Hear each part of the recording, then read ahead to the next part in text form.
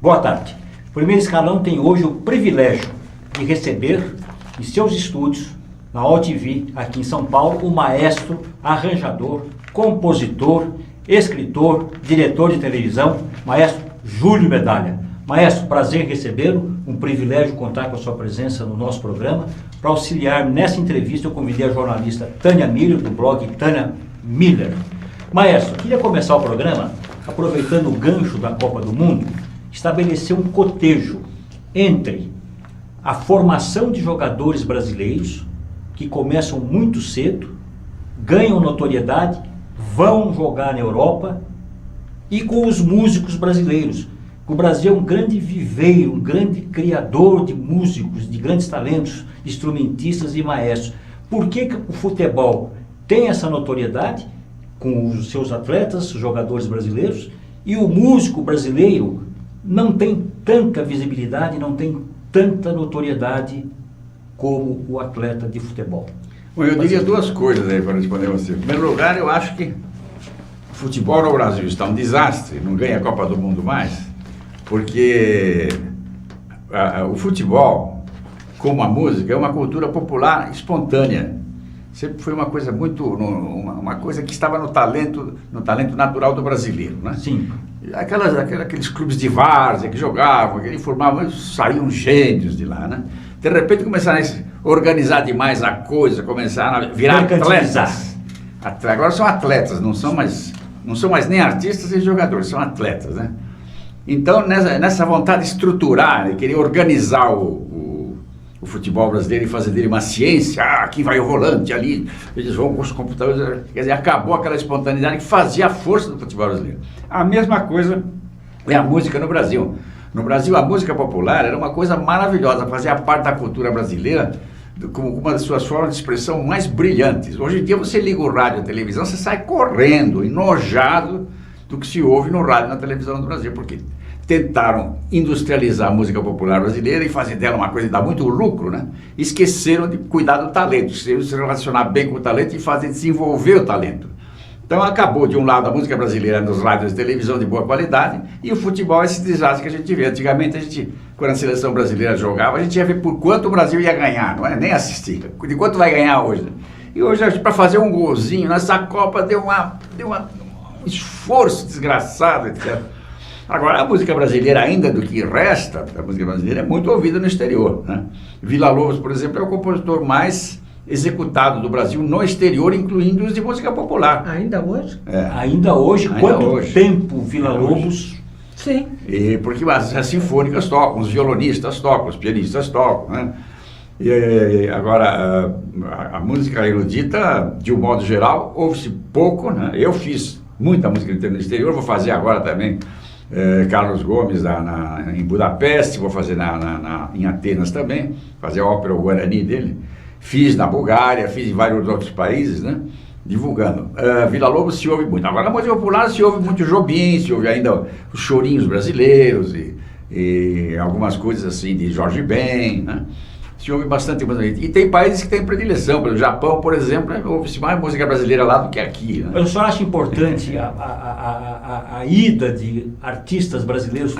Fazem falando muito em música sucesso. clássica. Uma música clássica, por exemplo. Só acho que é importante a formação lá fora do maestro, do instrumentista. Hoje já é possível se formar bem aqui. Hoje já se pode formar bem. Agora, solistas brasileiros tocando pelo mundo, tem muito de música erudita aí, né? O próprio programa que eu faço, o Prelúdio, já lançou uns 3 ou 4 que hoje fazem carreira internacional, né? O maestro apresenta o Prelúdio todos os domingos ao meio-dia na TV Cultura, aqui em São Paulo. Isso. Tânia, por favor. Maestro, o senhor está falando de música em geral. O senhor transitou um pouco pelo tropicalismo. Como é que é um músico clássico tropicar por esta área?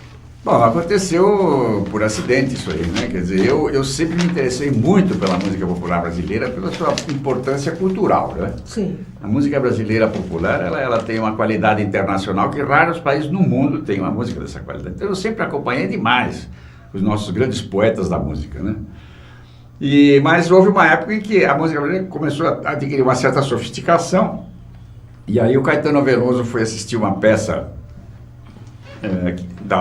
do Braulio Pedroso, chamava Isso Devia Ser Proibido, e cujos atores principais eram a Cacilda Becker e o Valmor Chagas. Eram os dois no palco, fazendo uma espécie de cabaré brechtiano, né, onde os dois conversavam, trocavam ideias sobre a música, sobre o teatro, sobre a vida pessoal, a vida em sociedade, a relação com a cultura, a censura, etc. Era uma peça muito interessante, ficou muitos anos em cartaz. E eu fiz a música dessa peça, então era uma espécie de cabaré brechtiano, pelo menos de vez em quando eles saíam cantando, né? O Caetano assistiu essa peça e foi me procurar. Eu morava na Lapa na época, e disse, olha, eu gostaria que você fizesse uns arranjos do meu primeiro disco solo. E aí ele sentou, pegou o violãozinho, liguei o microfone lá, e ele, olha, tem essa música aqui, por enquanto se chama Tropicália. Aí ele grava, pom pom, pom pom, sobre a cabeça os aviões. E aí eu fiz um arranjo que teve algum significado na época, porque eu misturei outras coisas, umas falas. Não, até hoje é atualíssimo, é de vanguarda. Foi uma coisa que na época teve algum significado e mudou o próprio conceito de arranjo, que o arranjo era uma coisa feita assim, não citava o nome dos arranjadores nos discos, não sabia bem o que ia acontecer. O arranjo passou a ser importante no arranjo também. Na época teve um grande significado aquilo e o próprio movimento tropicalista foi muito abrangente, porque trouxe para dentro da música popular brasileira um monte de componentes novos, intelectuais, artistas, pessoas de outras áreas, pessoas de teatro, né? De cinema, passaram a se interessar pelo assunto, virou uma coisa mais universal. Quer dizer, o tropicalismo não foi um mero cancioneirismo, mas foi um movimento cultural muito importante dentro da cultura popular, que na época puxou o carro da movimentação cultural brasileira como um todo, né? O senhor disse no início da entrevista, Maestro, que as emissoras de televisão, tirante as emissoras públicas, não dão espaço para a música popular brasileira, não dão espaço para a música clássica. O que teria que ser feito para a mídia apoiar a música clássica, apoiar a MPB, abrir espaço?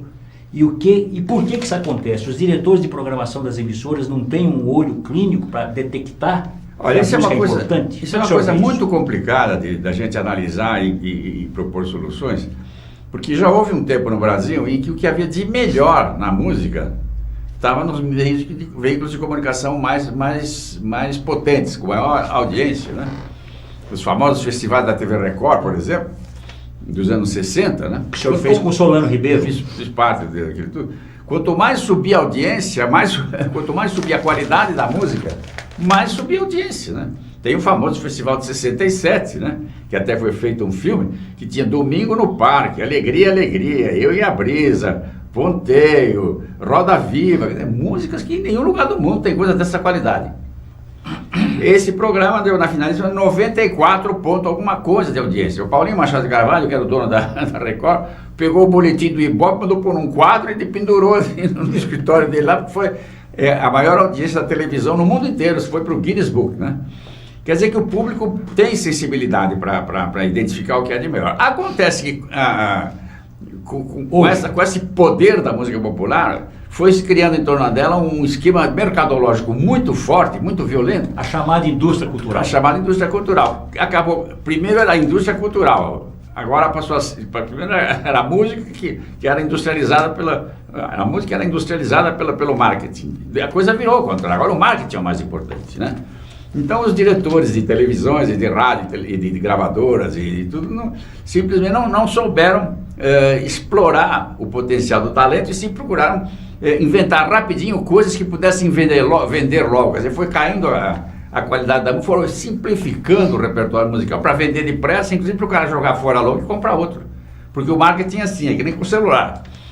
iPhone, você mal comprou o iPhone 8, bom, já está falando no iPhone 9, você jogar fora o outro logo. E esse raciocínio aplicado em música, em arte, em cultura, de modo geral, não funciona. A cultura tem outro tipo de relacionamento com a sensibilidade. Então há potencial para a audiência crescer com um programa de música de qualidade. Agora, como é que a gente retoma isso? É que é uma coisa muito complicada, né? Então, como as pessoas que cuidam, as emissoras de rádio, televisão e gravadoras não tem mais diretor artístico. Tem só diretor de marketing. Eles sentam lá e fazem cálculos daqui e dali, etc. Vamos pegar aquele efeito ali, pega aquela cantora ali, junta com aquele ali, eles fabricam, são Frankensteins que eles inventam aí, né? E procuram vender para provocar da forma mais fácil que a pessoa consuma para depois jogar fora logo e comprar outro, né? Então não pode ser uma coisa muito elaborada, não, senão o cara não... Primeiro vai se assustar, segundo ele como vai gostar demais, né? Pichinguinha não serve para ele, porque o cara compôs Carinhoso em 1918, ela está valendo até hoje. Eles querem que o cara compre e jogue fora. Quer dizer, o consumo e descarte. Essa é a filosofia aplicada à música. O senhor não acha que com a não obrigatoriedade de ensino de música, não, como ensino é obrigatório. Hoje voltou a ser? Eu fui a Brasília 5.000 vezes e consegui... isso eu não estou sabendo. Não, você não sabe porque não se fez nada de bom nesse sentido. Não se divulgou como deveria ser divulgado. Então eu gostaria que o senhor explicasse. Não se criou um bom projeto para isso.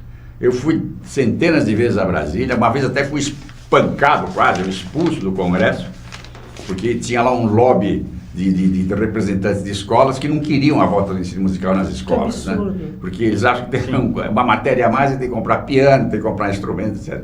E uma vez eu fui falar com o presidente do Congresso na época, e me expulsaram de lá, os dois armários desse tamanho me expulsaram de lá. Quem era o presidente na época? Eu falei com aquele que acabou sendo expulso do Congresso também, lá do lado do Rio Grande do Sul. Foi um dos eu não estou lembrando. Mas não vem ao caso. Eram três deputados que lutavam contra a ideia de ter a obrigatoriedade na escola. Mas no fim a gente acabou lutando muito e acabamos fazendo aprovar, e o Lula aprovou, assinou a obrigatoriedade do ensino. Aí eu comecei a procurar os ministros de educação e ministros de cultura para se criar um bom currículo musical. Um currículo prático, curto, que fizesse que a criança chegasse na escola e tivesse uma maneira prática, simples, de começar logo a ouvir música, tocar instrumentinhos, porque hoje é fácil, qualquer aparelhinho de 10 MHz você ouve boa música, para a criança poder começar a ter contato com outros tipos de música, além daquilo que ele vê em casa, no rádio e na televisão, que é uma porcaria, né? Mas não consegui Haddad, Ferreira, esse baiano aí, que foi ministro também aqui de secretário aqui de São Paulo, Juca Ferreira. Tentei falar com vários deles. Não adiantou? Nunca houve, para fazer um projeto compacto de ensino musical, né? Com 10 páginas, que você pega um pianista razoável, você dá para ele uma série de códigos didáticos, ele pode fazer uma criança chegar a conhecer um pouco de música diferente. Existem processos, métodos de um Kodály, que era um húngaro, também tem um esquema de Villa Lobos, aí tem o alemão Karl Orff, com instrumentinhos muito primitivos, as crianças podem começar a fazer música rapidamente para desenvolver a sensibilidade, né? Nunca aconteceu nada, nem sei o que acontece nessa área, não tem a menor importância.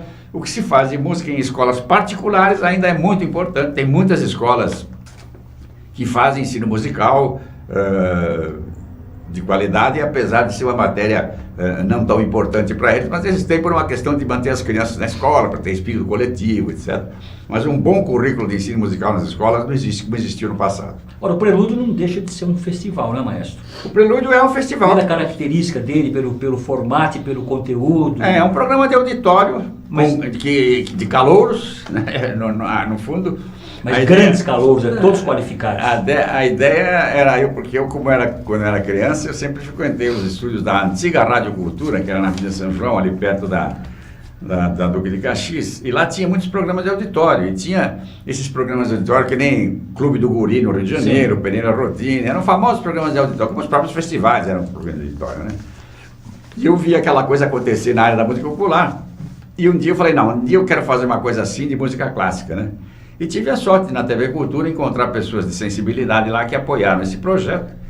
E a gente faz o programa já há 15 anos, todos os domingos de manhã, e a geração nova de músicos tem agora uma vitrine onde eles podem se expor, e a maioria deles, né, quando aparece na televisão, já recebem contratos, já estão tocando no Brasil inteiro em grandes orquestras, né? Agora, como é que é feita essa seleção desses alunos, desses calouros, entre aspas, né? Desses calouros, entre aspas, que participam do seu programa? A gente faz um anúncio pela televisão e pelo rádio, né? Mas ele é feito normalmente em que época? No início do ano. No início do ano a gente lança abertas inscrições para o programa Prelúdio. Inscreva-se, concorra, e o vencedor ganhará uma bolsa de estudos de 3 anos na Academia Franz Liszt de Budapeste, que é uma das maiores academias do mundo, né? Capital da Hungria. Capital da Hungria. Então a gente faz esse lançamento, lança essas ideias lá. Aí eles mandam pelo YouTube Faz uma gravaçãozinha, mandam pela internet ali. Aí quando chega aí pelo mês de maio, mais ou menos, aí eu faço uma pequena comissão de músicos e a gente assiste e vai selecionando. Em geral chega a 100, 150 mais ou menos, vai ter dinheiro para... É bastante, né? Participantes do Brasil todo, né? Do Brasil todo, Brasil inteirinho. E aí a gente começa a selecionar aqueles. Antigamente eram 12 candidatos, aí passou para 24, agora são 48, né? Porque tem tanta quantidade de músicos bons novos que a gente ampliou a quantidade de músicos candidatos. E aí a gente vai selecionando, depois tem uma segunda fase em que os melhores são selecionados numa primeira seleção. Nessa segunda fase eles concorrem entre os vencedores desses 48. E na última fase a gente faz na Sala São Paulo no início de dezembro todos os anos, né? Sempre abarrotada de gente, né? Porque realmente existe hoje em dia uma outra comunicação no Brasil que não é só a mediocridade dessas rádios que andam por aí que só fazem porcaria, né? Então você faz um anúncio, o próprio programa Prelúdio que é feito naquela sala Franco Zampari, né? A gente anuncia, não perca no dia 10, um mês antes já está lotado.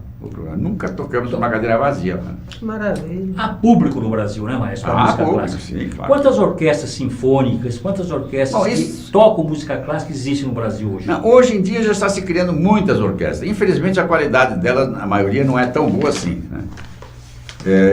Quando o governador Amazonino Mendes, do Amazonas, me convidou para fazer uma orquestra sinfônica para o Teatro Amazonas, que é um teatro maravilhoso. O senhor criou essa orquestra lá em Manaus? Eu criei essa orquestra lá em Manaus. Aí eu fiz um concurso, né? Mas em Manaus mesmo só tinha 2 músicos bons. Né? Depois corri em outras partes do Brasil, claro que os bons já estavam integrados nas grandes orquestras, mas peguei mais 5 aqui no Brasil. Aí eu fui para a Europa buscar músico, para a Europa Oriental, porque lá está sobrando músico, né? Trouxe 60 músicos lá para Manaus e criei a melhor orquestra do Brasil. 3 anos depois, tinha 4 orquestras jovens tocando na cidade que tirava faísca, né? De tanta qualidade musical, de tanto brilho, né?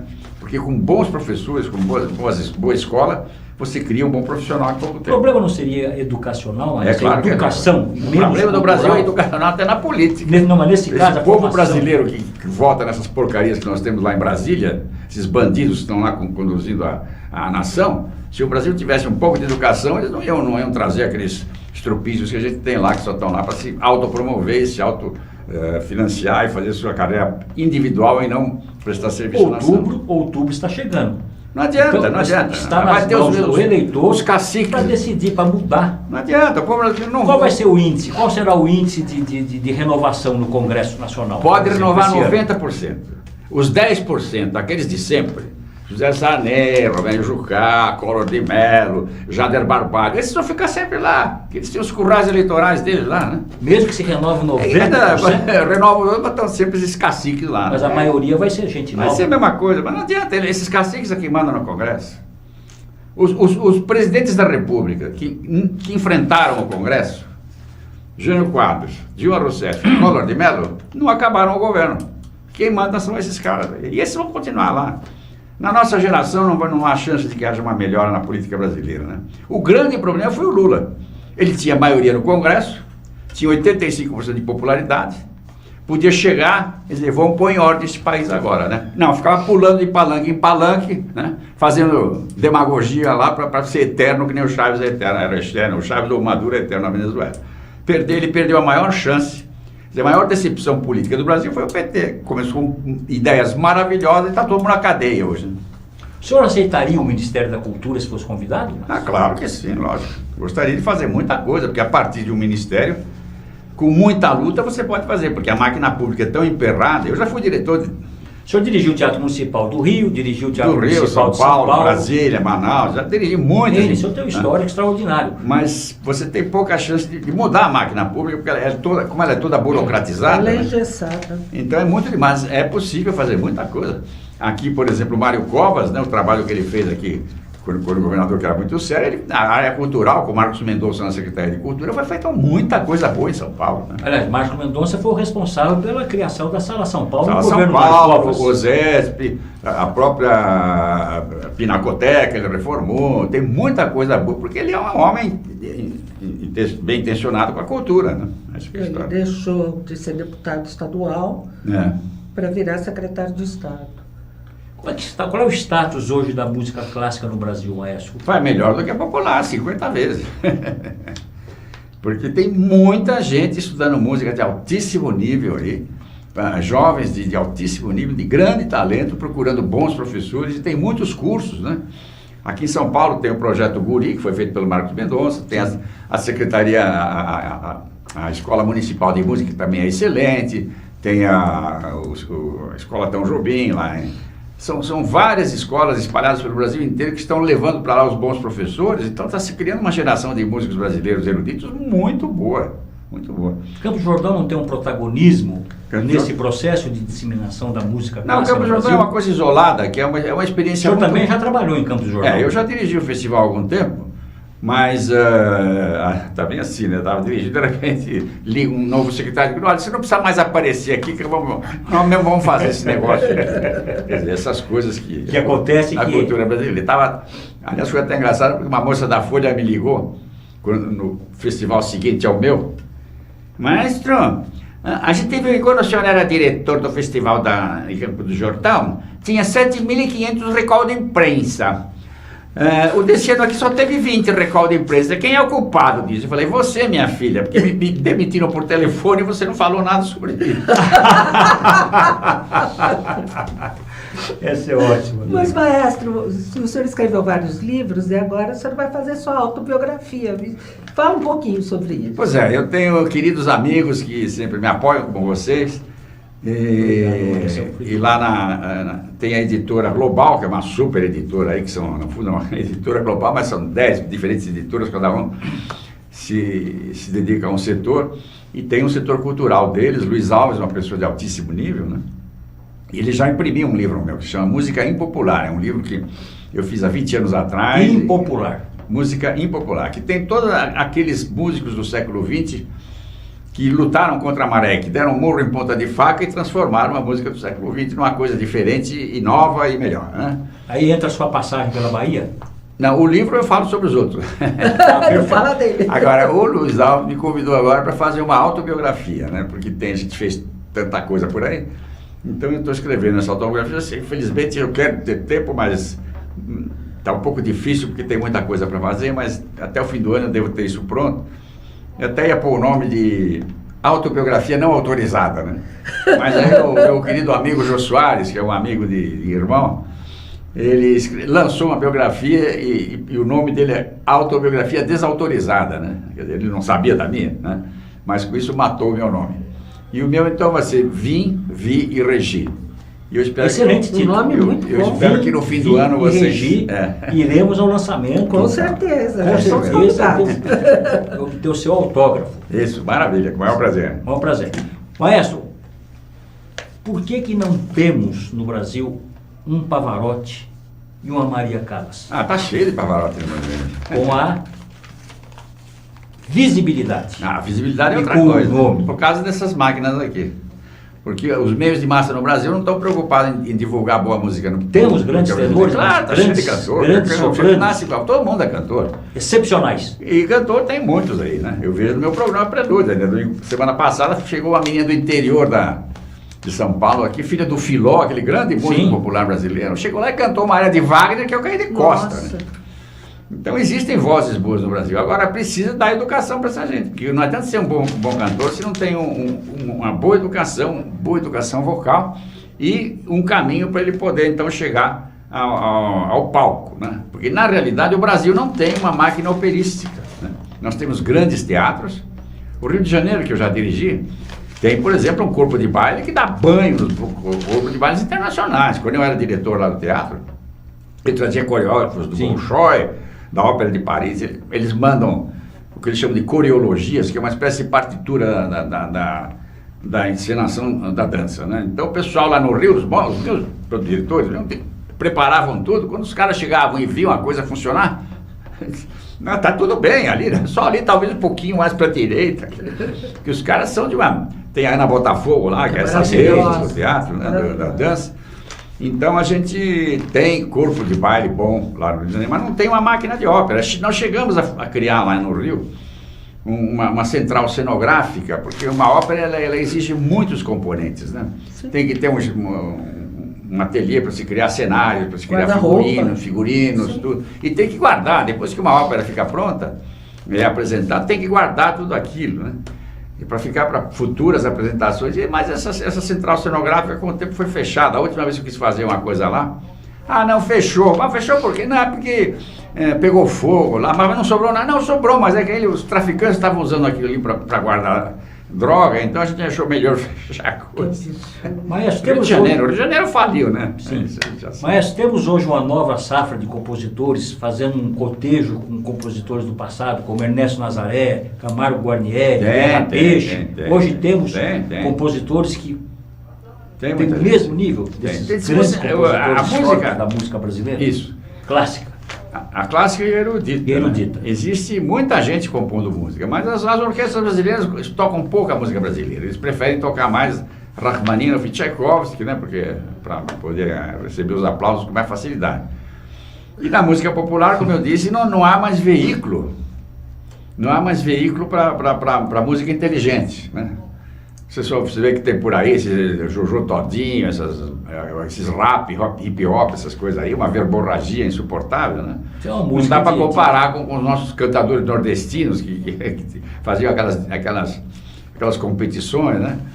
E não há mais veículo para uma música inteligente. Você tem que investigar onde está. Você vai num lugar aqui, outro ali, tem lá de repente um violonista aqui, uma cantora ali, etc. Violonistas, por exemplo, tem uma geração de violonistas brasileiros que no mundo inteiro não há coisa parecida. Mas nem de longe, né? Uma turma de primeiríssima qualidade aí, fazendo uma música não só de altíssimo nível técnico, mas cada um tem a sua própria linguagem, né? E só que ninguém sabe onde eles estão. A mídia precisa abrir um espaço maior. A mídia não a quer mídia saber disso. impressa, a mídia televisiva outra precisa abrir um coisa. espaço maior, maestro. O que precisa ser feito para a gente chegar nesse As patamar? emissoras públicas têm que fazer alguma coisa. Agora é muito difícil uma emissora pública concorrer com uma emissora particular. A TV Globo, por exemplo, faz a melhor televisão do mundo. Mas há 30 anos eles não levam mais a música a sério. Quer dizer, tinha a linha de show lá, no tempo, anos atrás, a linha de show tinha programas musicais regulares, onde apresentava as melhores músicas. Não tem mais, né? Tem agora uma outra coisa, domingo à tarde, no programa do Faustão, uma dupla caipira, um outro ali, sei lá, infelizmente, né? O senhor fez muita coisa na TV Globo, né? Eu trabalhei lá, eu fui diretor minisséries. musical, né? Chamava-se supervisor musical artístico, né? Naquele tempo tinha coisas boas, tinha ainda os bons músicos brasileiros se apareciam, mas com o tempo foi desaparecendo isso, né? Agora o Boni que dirigiu, deve ter contratado o senhor na época. Ele que me trouxe. Ele tem essa visão. Ele tem essa visão, mas ele está fora da televisão. O Boni fazia uma coisa curiosa, né? Ele fazia uma televisão comercial num certo ponto e num certo horário ele fazia sempre uma televisão mais experimental, né? A última coisa que eu fiz na TV Globo foi a trilha sonora do Grande Sertão Veredas, com a direção do Walter Avancini, que foi o maior diretor de televisão brasileira, né? Sem dúvida. Você conheceu ele muito bem. Eu também. Ali podia se fazer, tinha uma orquestra sinfônica na TV Globo, né? Nossa. Mas o tempo foi passando, a música foi desaparecendo do cenário e eu pedi demissão, saí de lá. Mas antes da Globo, o senhor passou pela Tupi também, né, maestro? Houve um tempo que... Não, aí foi depois. Quando eu pedi demissão da Globo, aí a gente juntou uma turminha lá na Tupi, a Vancini, Álvaro Moia, eu, Fernando Pacheco Jordão, Fernando Faro, a Bujanra, todos os pirados. O PIB da cultura brasileira. Mal comparando o PIB da cultura brasileira. Exatamente. Só tinha fera, né? Solano Ribeiro também estava lá fazendo... Chegou a fazer o festival, mas cuidava da linha de show. Então, ia ser, mas infelizmente houve um problema lá na época nós chegamos a botar a Tupi em ordem, de pé, né? Depois houve uma época lá que houve umas greves bancárias, os problemas de pagamento, aí os atores começaram a fazer greve, etc., e derrubaram a nossa equipe, e aí a televisão foi vender para o Silvio Santos e ele comprou novelas mexicanas. O senhor também fez muita trilha para telenovela, não fez, maestro? Trilha, eu fiz mais de 100 trilhas sonoras, quer dizer, para filme, para televisão e para televisão. No tempo que eu trabalhei na Globo, eu trabalhei com todos os grandes diretores, né, que tinha uma série chamada Caso Especial na TV Globo, que era feita por pessoas de fora, né, de diretores de teatro, de cinema, etc., eram convidados para fazer. E ali, então, todos os grandes diretores passaram por lá e fizeram seus especiais com toda a tecnologia da televisão. E era eu que fazia a trilha sonora daquilo ali. Mas além disso, fiz também para teatro também, para muitos autores, todos os grandes diretores de teatro eu trabalhei com eles, né? Cinema fiz também alguma, não fui tanto como televisão e teatro, e televisão e teatro, mas fiz também muitas trilhas para filme, tal. Algumas até ganhei prêmio em Gramado, tal, como melhor trilha sonora. Mas você chegou a trabalhar em filme também. Foi eu ator. fiz. O maestro Júlio Medalha foi ator. Eu fiz. Tinha o Ivan Cardoso lá no Rio de Janeiro, que era uma daquelas lideranças dos chamados cinema, o anticinema que se fazia aí nos anos 70 e 80, que era uma espécie de cinema contestador, né? Contra o cinema intelectualizado. Era o cinema, uma espécie de Erik Satie, né? O Erik Satie gozava toda aquela música que se fazia de vanguarda, porque estava excessivamente cristalizada e meio congestionada, então ele gozava com a música dele aquilo, né? E tinha o Ivan Cardoso que fazia uma espécie de anticinema, um cinema irônico que gozava os cineastas, uma ideia na cabeça e uma câmera na mão, né? E o Ivan fazia um cinema divertido, né? Começou com um cinema chamado de Super 8, né? E depois começou para filmes de longa-metragem. 16 e depois 35mm. E aí eu ia fazer a trilha sonora do filme O Segredo da Múmia, né? Que fiz, aliás, né? Mas aí ele queria uma participação minha no filme, aí eu fiz uma pequena participação, aí ele gostou e foi crescendo, né? Foi crescendo e eu acabei virando o assessor do ator principal, que na época era o Wilson Grey, que era o ator que mais trabalhou no cinema brasileiro, né? Exatamente. Mas a única vez na vida que ele fez um papel principal foi nesse filme. Mas... Aí em Gramado eu ganhei melhor trilha sonora e aqui em São Paulo eu ganhei melhor ator, né? Mas aí quando eu vi que na banca estava o Biafra, né? Que era a maior autoridade crítica do cinema do Brasil e um dos maiores do mundo, né? Aí eu fui lá, assina aqui Biafra. Aí. Rubem Biafra. Rubem Biafra, grande figura. Trabalhava no Estadão. Isso mesmo, fazia as indicações todos os domingos. Exatamente. Mas no início da sua carreira, o senhor foi para a Bahia, passou a temporada na Bahia, e da Bahia o senhor foi para a Alemanha. O senhor sempre disse que tomou um banho de germanismo na Alemanha. Eu queria que o senhor falasse um pouco sobre a sua passagem na Alemanha, com quem o senhor conviveu com Zappa, com grandes filósofos, com grandes maestros. E não podemos deixar de registrar a sua passagem pela Alemanha, onde o senhor viveu durante 10 anos. De fato, é claro que depois a gente estudar bastante por aqui, a gente quer ir para a Europa, porque a Europa poderia ter ido para os Estados Unidos também, que é um país que tem muita música clássica, né? Tem 2 mil sinfônicas, né? Mas na Europa, como são muitos países diferentes, muitas culturas diferentes, você pega um trem aqui, depois de meia hora você está em outro país e tal. E eu preferi a Alemanha, porque a Alemanha é um país que te dá um banho de organização, um banho de disciplina, né? Porque nós, latinos, por natureza, nós somos esculhambados, né? E, de fato, a gente leva um choque quando você chega a trabalhar com aquele pessoal lá, porque eles são de um rigor fora do comum, né? Mas aí eu consegui, por sorte, quando eu regi uma vez um concerto na Bahia, que tinha o diretor de uma escola de música, de uma universidade de música da Alemanha assistindo, ele me chamou e falou... Veja as coisas da vida, né? As coincidências. Foi uma coincidência. Ele falou, se você conseguiu ir para a Alemanha, eu te dou estudos gratuitos e ainda uma bolsa de estudos na Universidade de Freiburg. Aí eu me virei com consegui uma passagem aqui. Naquela época tinha também uma ajuda que o Itamaraty dava para bolsistas, davam até um passaporte azul especial, e com muito sacrifício fui para lá. Eu prestei concurso na Universidade de Freiburg, na Escola Superior de Música, fui aprovado. E depois de 6 meses, então, eles me deram uma bolsa oficial do governo alemão. Aí com essa bolsa eu pude, então, realmente fazer um curso completo, porque essa bolsa te permitia comprar livros, comprar roupa, fazer viagens, e tudo às custas desse intercâmbio acadêmico do governo alemão. E aí me formei em 1965, né? Tirei diploma de maestro, e continuei uns tempos morando na Alemanha, regendo a orquestra da Universidade de Freiburg, né? Que era a orquestra que eu tinha estudado. Nessa universidade, o Heidegger era professor, você falou de filósofos, né? E a gente, considerado um dos maiores do mundo. O maior do século, né? Do século. E a gente assistia um pouco, às vezes, uma outra, ele dava uma palestra por semestre, né? Mas aí quando ele dava, parava o país inteiro para ouvir o que ele tinha a dizer, né? Mas a gente convivia com ele, e nessa época eu aproveitei também para estudar existia, a Alemanha no segundo pós-guerra foi uma espécie de centro da música de vanguarda do século XX, né? Depois do segundo pós-guerra. E então eu fui estudar em Darmstadt, aí assisti aulas do Pierre Boulez, do Stockhausen, de todos aqueles grandes músicos da vanguarda da época, né? E pude então me inteirar realmente do que acontecia nas movimentações mais avançadas da música erudita, né? Foi um período muito bom, né? E depois, na segunda vez que eu voltei para lá, voltei para trabalhar eu tinha uns convites de trabalhar na televisão de Baden-Baden. Aí produzi inúmeros programas lá, tanto de rádio como de televisão. Fiz inclusive uma série de música brasileira que lá chamava Canta Brasil, em português. E lá mostramos toda a geração de músicos brasileiros maravilhosos que nós temos, essa geração que está até hoje aí, né? E regi também muitos concertos lá, inclusive na Filarmonia de Berlim, inclusive em Baden-Baden, a orquestra da Rádio Baden-Baden, que é uma das melhores da Europa também. Tem até gravações disso aí. E tive uma oportunidade de realmente conviver durante muitos anos com aquele ambiente musical muito organizado, onde tudo está pronto, né?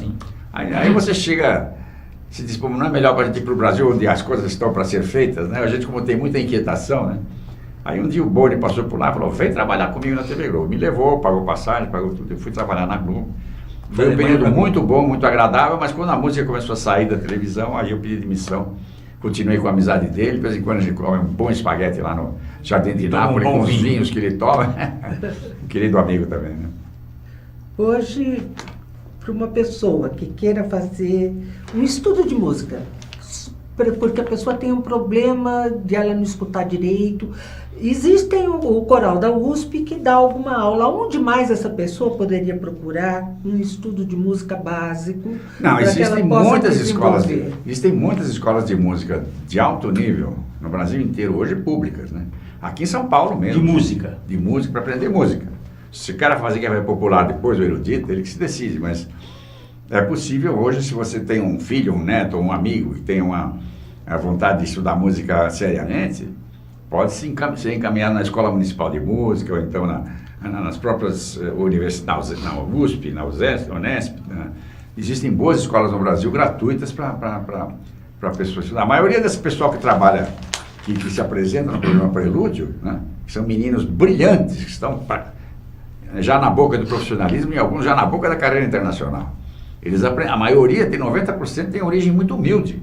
A maioria? A maioria. Então, eles aprenderam nessas escolas públicas e vão lá estudar, e tem excelentes professores aqui que estão nessas escolas públicas, né?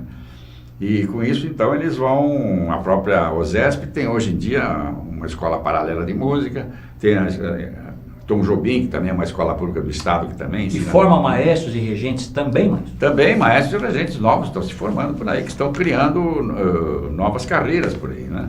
E escolas estão se formando em todo o Brasil, tem projetos que hoje as empresas estão começando a se movimentar um pouco, né?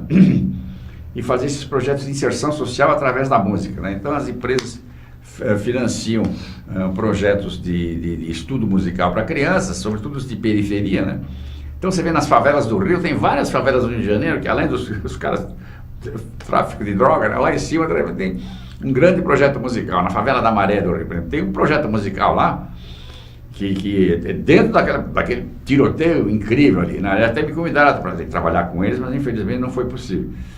E tem lá um dos irmãos Prazeres, que faz a coisa, Carlos Eduardo Prazeres, que ele faz um trabalho maravilhoso lá, né? Então, dentro das favelas, no ano passado, um menino que veio de uma favela lá da Mangueira, sim, prestou concurso no Prelúdio, tocou, foi escolhido para a finalíssima, não chegou na finalíssima, porque ligaram para ele na mesma hora. A Nextel, essa empresa do governo, pediu para ele fazer um comercial de televisão e ao mesmo tempo deu uma bolsa para ele. O menino hoje está estudando em Salzburg, um excelente professor de música lá, né? Então tem muitos casos desses, né? 4 ano passado não chegaram ao fim porque foram fisgados no meio do programa para ganhar uma bolsa de estudos para fora do país, né? O senhor começou muito jovem, muito garoto, criança ainda, tocando violino. Eu ouvi a sua história, foi empregada doméstica da sua casa, que lhe iniciou, podemos dizer assim. De fato foi um acidente, né? Claro que eu sempre gostei muito de música, e meu pai, sim, de origem italiana, o pai já nasceu aqui, né? Eu queria complementar com uma pergunta, mas há necessidade para se tornar um grande músico, um grande instrumentista, um grande maestro, começar criança, jovem? Isso é muito importante. Tem gente que começou um pouco mais tarde e conseguiu ser bom músico, mas o ideal é começar muito cedo. Ideal. É começar muito cedo, porque quando a criança está a mente está em formação, como a música é uma arte muito complicada, é a mais matemática das artes, né? Mais matemática. Você imagina que quando o cara faz pi, aquilo tem 464 vibrações por segundo, e esse pi está no lugar do outro pi que tem esse tem um 16avos de duração, esse tem um 16avos de duração e um corre atrás do outro. Quer dizer, é de uma estruturação Matemática e física. Física e acústica absurda, né? Então, ela tem essa capacidade de ser, ao mesmo tempo, extremamente racional e, ao mesmo tempo, extremamente emocional. É a mais extrema das artes, em que ela toca com as duas características do ser humano, a emoção e a razão, né? Então, é preciso que a pessoa, como criança, já se aproxime disso, para que poder formar a mente em função desse rigor, né, que a música exige de você e que, na realidade, você está mais tarde, você já tem um pouco de dificuldade a mais. Eu me lembro quando estudo, né, mas... quando eu montei aquela orquestra lá no Amazonas, que eu trouxe uns russos lá para dar aula, para formar a orquestra, né? Eles chegaram lá já prontos, maravilhosos músicos, etc, né? Alguns trouxeram crianças, filhos, né, jovens, né? Depois de 6 meses, as crianças estavam falando português com sotaque da manauara, amazônica, e os pais até hoje ainda têm dificuldade de falar, porque falar russo, falar português, o pulo é muito grande, né? Mas as crianças aprendiam logo. Então essa é uma questão da estrutura mental do ser humano que é melhor começar mais cedo. Agora, a Rússia é um país muito rico em termos de música clássica. Sim, né? Mas... sem dúvida nenhuma. O maior músico do século XX foi o Stravinsky, né? Que era um russo lá de São Petersburgo. Agora, ele teve um produtor que fisgou ele, viu que ele tinha talento e botou ele em Paris e falou: eu vou trabalhar com você, e botou fogo na cabeça dele para ele fazer a Sagração da Primavera, que se transformou na maior obra musical do século XX, né? Quem são seus ídolos? Como maestro, como tenores, como sopranos? Quem são seus ídolos? Bom, lá fora e no Brasil. Eu gosto muito, maestros, evidentemente, do século XX, Toscanini e Karajan foram os 2 maiores maestros do século, né? O Toscanini na primeira parte e o Karajan na segunda parte, né? Mas hoje em dia tem maestros maravilhosos, como o Zubin Mehta, Cláudio Abbado, que acabou de morrer, infelizmente, né? Tem o próprio Loren Masio também, sim, que morreu recentemente. São figuras modelares da regência sinfônica moderna, né? Eu acho que a maioria dos intérpretes, infelizmente, estão se deixando levar pela sedução do brilho musical, tentando fazer as coisas mais brilhantes, e com isso aí eles distorcem o sentido musical, né? Os intérpretes, a maioria deles não tem uma formação musical, uma formação cultural suficiente para entender o que é uma ideia artística, artística, a ideia do compositor. Sim. E parte mais para o exibicionismo. Então é um tal de executarem músicas em excesso de velocidade para mostrar brilho, e com isso perde-se muito. Quem grita mais alto, quem grita mais alto aliás, a propósito disso, você vê o The Voice americano, né? Quem mais grita, mais ganha, né? Então, infelizmente, esse lado cultural está um pouco no mundo inteiro. Às vezes eu vejo, vem artistas de fora aqui tocar aqui no Brasil, o cara parece que eles estão numa corrida de Fórmula 1, né? Então, agora, isso é porque a técnica evoluiu, as pessoas hoje têm muito mais agilidade, eles se encantam com esse brilho instrumental, né? E com isso o que prejudica é o lado artístico, que perde-se o sentido, às vezes, da ideia musical do maestro, do compositor. Maestro, desculpe, o senhor completou 80 anos de vida. Isso. Uma carreira sólida, brilhante, profissional, como ser humano, como figura importante no cenário brasileiro, não só culturalmente, mas o senhor também é um humanista. Como é que o senhor se sente com 80 anos de idade? Qual o seu legado? E o que o senhor faria diferente na sua vida? Muita coisa. Que não fez. Que não fez. É claro que a gente, quando vê uma coisa de fora, a gente vê com distância, aquilo eu poderia ter feito assim, aquilo se eu fizesse teria sido melhor, né? Muitas vezes eu fui intransigente, muitas vezes eu quis questionar pessoas que só me prejudicariam, né? Eu já tive poderes, às vezes, na mão de fazer coisas muito boas, de repente fui questionar pessoas que eu não devia questionar. Aí você perde a chance de... Trabalhei com o maestro na Bandeirantes, o maestro é linhatura. Porque é rigorosíssimo. O problema do rigor é que a gente tem uma formação muito grande, né? Mas não é mais do que o talento. A minha formação, eu me formei na Alemanha, 500 matérias. Então você tem uma certa visão das coisas, às vezes, que vai um pouco além da que certas pessoas que trabalham com você têm. E muitas vezes nas secretarias de cultura ou ministérios de cultura são colocadas lá pessoas por razões políticas com as quais você não tem diálogo, porque o cara está lá por razão política, né? E ele não tem conhecimento teórico. Você quer enfrentar. Eu fui eleito pelos músicos da Sinfônica Nacional de Brasília para ser titular da Orquestra de Brasília, quando o Cláudio Santoro morreu, né? 100% dos músicos, né? comecei a trabalhar, tinha lá uma direção lá na Fundação Cultural que queria um outro amiguinho dela lá para ficar no meu lugar. E a orquestra tinha votado em mim, ela não me deu condições de trabalar. Em vez de eu tentar manipular aquilo, fazer um pouco de média com ele, com os tempos e ganhando espaço, e quem sabe um dia ela sai, eu enfrentei ela, eu peguei e fugi de lá, não quis nem me despedir de ninguém, né? Mas é uma bobagem, devia ter ficado mais tempo lá, e quem sabe com o tempo as coisas mudam, quem sabe um dia ela sai, quem sabe um dia cai alguém lá com acessibilidade, né? Então tem muita coisa que a gente faz às vezes na vida que quando vê depois de algum tempo, poderia ter tido um outro comportamento que poderia ter sido melhor. Mas eu saí de lá, me dirigi ao Municipal de São Paulo, então a vida continua do mesmo jeito. Quais são os seus, além do livro, o nosso tempo está se esgotando, quais são os seus projetos neste semestre, nesse segundo semestre que está começando? Bom, tem muita coisa para suas fazer. atividades. Tem dois grandes projetos nesse segunda parte de ano de 2018, né? Primeiro tem um grande amigo aqui de uma grande empresa daqui de São Paulo, que uma vez eu fui convidado para almoçar com os diretores dessa empresa, e eu falei que o problema do Brasil são as partituras musicais, que não se toca música brasileira mais no resto do mundo, porque não tem partituras. Isso é uma verdade. Se você tem... Carlos Gomes foi o maior compositor das Américas e o compositor mais executado no escala de Milão durante não sei quantos anos lá. Procura uma partitura de Carlos Gomes daqui ou em qualquer lugar, não tem. Não tem. Não se imprime essas partituras dele. E então, com isso, ele saiu do cenário internacional. Então, tocando nesse assunto, eu fui procurado por um desses empresários aí. Eles me pediram então, para fazer um grande projeto de criar um site na internet para digitalizar as partituras dos grandes compositores brasileiros, né? E populares e eruditos, né?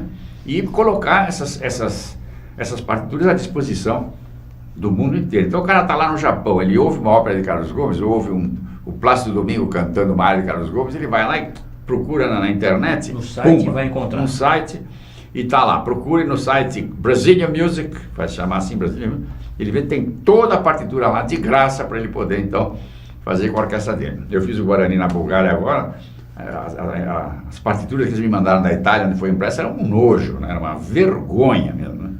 Agora as partituras foram restauradas e vão estar nesse site. Então, vai ter um grande site de música brasileira para ser mandada para o mundo inteiro poder tocar música brasileira, inclusive a gente poder voltar a tocar, porque tem obras importantíssimas de compositores brasileiros que não se acha, né? Não é possível. E também casos como Villa-Lobos, que foi o maior compositor do século XX, né? Sim. Se você quer tocar Villa-Lobos, você paga royalties para a França, porque a França editou as obras dele. Então tem que ter o paroxismo da contradição.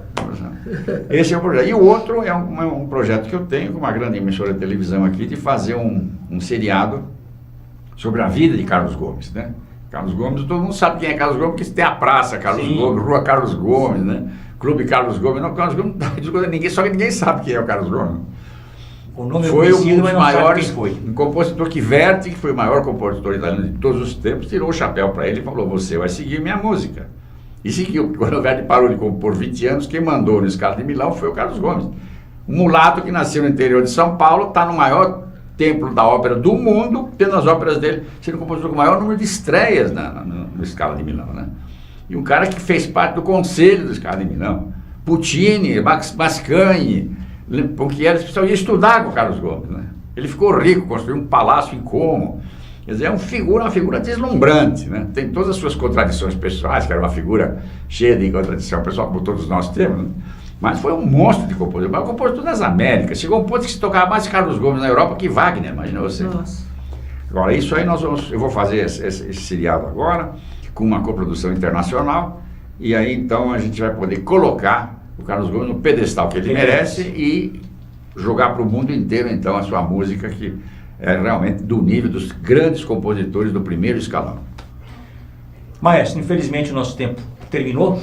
Muito obrigado pela sua entrevista. Tânia Miller, muito obrigado. Caetano. Próximo presidente da República, fique de olho. O maestro Júlio Medalha aceita ser ministro da Cultura. E ele é o homem gabaritado com todas as condições para ocupar esse cargo e modificar, melhorar a cultura no Brasil, em todos os aspectos. O primeiro escalão volta na próxima terça-feira. Até lá, muito obrigado.